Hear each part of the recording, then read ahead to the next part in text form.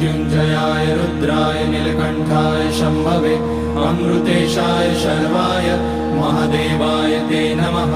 नमस्तेऽस्तु भगवन् विश्वेश्वराय महादेवाय त्र्यम्बकाय त्रिपुरान्तकाय त्रिकाग्निकालाय कालाग्निरुद्राय नीलकण्ठाय मृत्युञ्जयाय सर्वेश्वराय सदाशिवाय श्रीमान् महादेवाय नमः।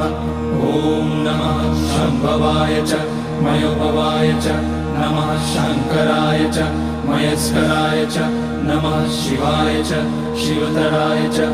ॐ त्र्यम्बकं यजामहे सुगन्धिं पुष्टिवर्धनम् उर्वारुकमिव बन्धनान् मृत्योर्मुक्ष्यमामृतात्। नागेन्द्रहाराय त्रिलोचनाय भस्माकराय महेश्वराय नित्याय शुद्धाय दिगम्बराय तस्मै नकाराय नमः।